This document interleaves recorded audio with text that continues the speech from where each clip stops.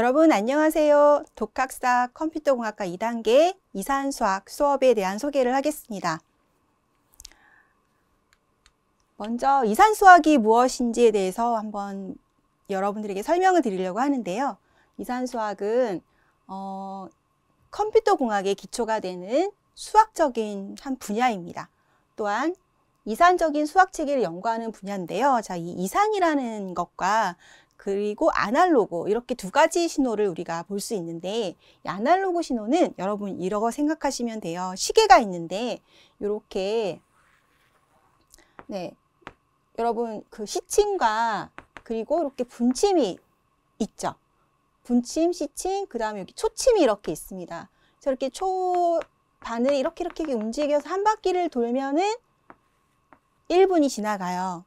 그리고 요 분침이 한 바퀴를 돌게 되면 1시간이 됩니다. 이게 눈에 보여지죠. 이렇게 이어지는 거. 그래서 이거를 이제 어떤 전파로 이렇게 표현을 하게 되면은 이런 식으로 이제 뭔가 시간의 흐름에 따라서, 여기가 시간이라고 보시면은 시간의 흐름에 따라서 이렇게 이어지는 모양을 볼 수 있는데, 이러한 신호를 우리가 아날로그 신호라고 하고요.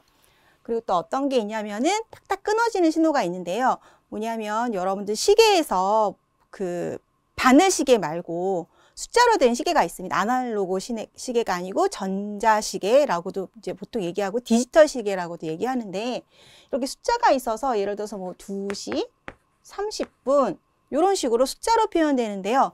여기 보면 30에서 여기가 0에서 갑자기 1분이 지나면 중간 과정 초가 이렇게 1초, 2초, 3초, 4초, 5초 지나가는 그 흐름을 보여주지 않고 바로 60초가 지나면은 이렇게 31분으로 바뀌게 됩니다.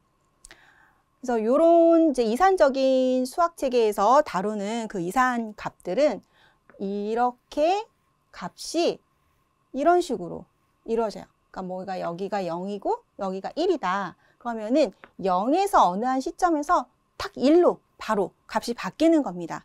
그래서 이러한 그 숫자를 우리가 이산이라고, 이산적인 숫자라고 이렇게 얘기를 하는데, 이 이산수학은 바로 이런 이산적인 그런 수학 체계를 연구하는 한 분야입니다. 그래서 우리가 이제 이산수학에 관한 내용을 학습을 하는데, 이러한 목표를 가지고 학습을 하게 됩니다. 그래서 일반적인 수학에서 다루는 기본 개념들을 또 알아야지 이산수학을 할 수 있기 때문에 뭐 집합이라든지 이런 기본 개념 우리가 학습을 해서 알아야 되고요. 그리고 컴퓨터 공학은 컴퓨터를 다루는 분야이기 때문에 모든 데이터들이 이산적인 데이터를 다루고 있습니다. 그래서 이 이산적인 수학 체계가 어떤 것들이 있는지 이거를 우리가 한번 활용해 보려고 합니다. 그리고 수학적인 사고력을 기르는 것이 또 이 과목의 목표인데요.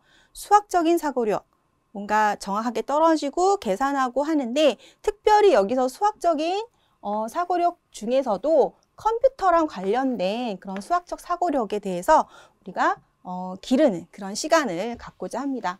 그래서 뭐 완전히 일반적으로 알고 있는 수학에서 컴퓨터에서 다루는 수학, 이렇게 여러분들 보시면 되는데요.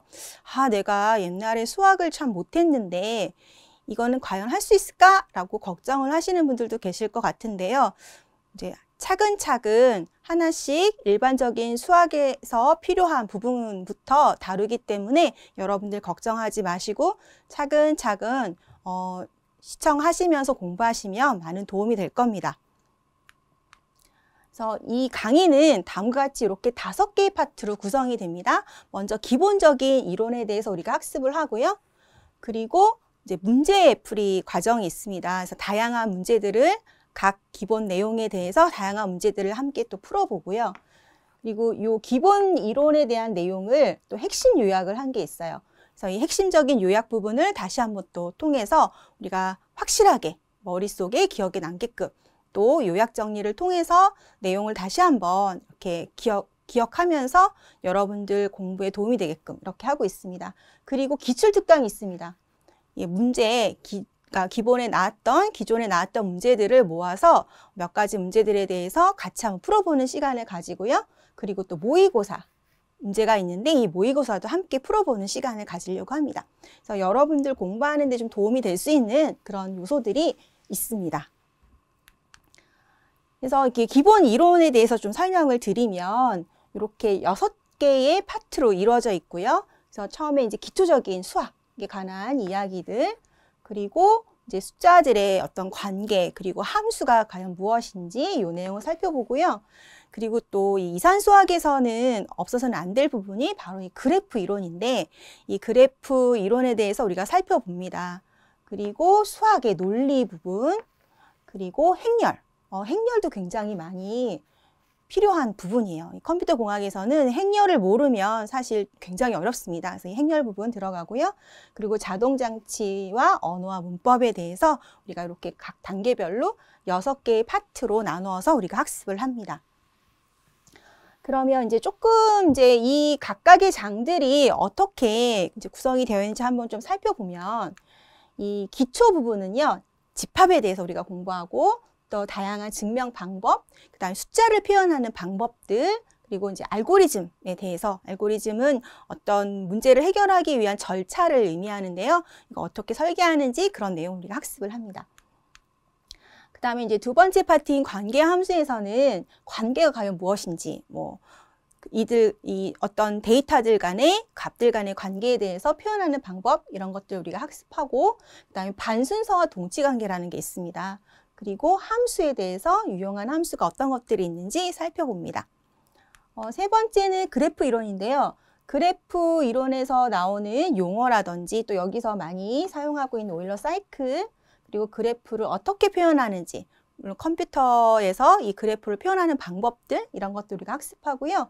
이 그래프를 이용한 게 바로 최단 경로가 있습니다. 최단 경로에 대해서, 그 다음에 이제 이 경로가 존재하는지, 존재 여부에 대해 살펴보고, 그래프가 겉으로 보기에는 서로 다른 것 같지만 사실은 동형, 같은 그래프다라는 게 있는데요. 이 내용을 우리가 또 살펴봅니다. 그리고 평면 그래프와 그리고 그래프에서 나온 트리 구조가 있는데 이게 다 컴퓨터의 어떤 자료들을 표현하는 데 사용되는 그런 구조들입니다. 그리고 네 번째 우리가 수학 논리를 하는데요. 수학 논리라는 건 참과 거짓 이런 것들을 다루는 건데 거기에서 이제 명제 논리, 수로 논리, 추론하는 방법들, 그리고 이제 부울대수는 우리가 그 컴퓨터는 1과 0, 그러니까 이진수로 되어 있는 그 값들을 표현을 해서 컴퓨터 동작을 하게 되는데 그걸 우리가 부울이라고 합니다. 그래서 이제 이 부울 대수라고 해서 이 0과 1의 값을 가지고 또 이제 0은 보통 거짓, 1은 참인데요. 이걸 가지고 만든 수식들에 대해서 우리가 공부하고요. 그리고 이걸 사용을 해서 회로 설계, 조합 회로를 어떻게 설계하는지, 어떻게 하면 좀 간단하게 설계하는지 이런 내용들을 우리가 학습합니다. 그리고 다섯 번째는 행렬인데 이 행렬의 기본적인 연산들 아주 중요한데요. 이것들 배우고요. 그 다음에 행렬식이라는 게 있습니다. 행렬에 대한 어떤 특징인데 행렬식에 대한 개념, 그 다음에 행렬식의 성질, 그리고 행렬과 행렬식 응용하는 분야에 대해서 학습을 합니다.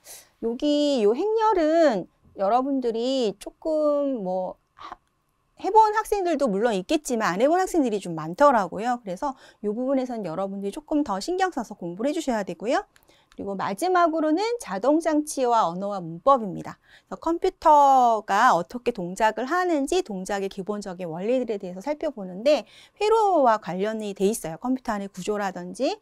그래서 순차회로와 유한상태 기계가 무엇인지, 또 결정적인 유한상태 자동장치라는 게 있는데 이게 무엇인지, 그 다음에 언어와 문법, 그리고 비결정적 유한상태 자동장치, 언어와 자동장치 이런 내용들에 대해서 학습합니다. 사실 이 부분은 조금 어려워하실 수 있는데요. 그래도 우리가 간단한 그런 구조 내용들을 또 학습을 해야 하기 때문에 여러분들이 또 이 단계까지 가면 우리 5개의 파트 앞에 부분을 좀 열심히 공부를 하시기 때문에 이 부분도 좀 쉽게 접근하실 수 있을 거라고 생각됩니다. 자, 이렇게 6개의 파트로 이루어진 이산 수학인데요. 그러면 우리 함께 이 과정들을 공부하려고 합니다. 여러분 다 준비되셨나요? 이 수업을 통해서 여러분들이 좋은 성과를 얻길 바랍니다. 감사합니다.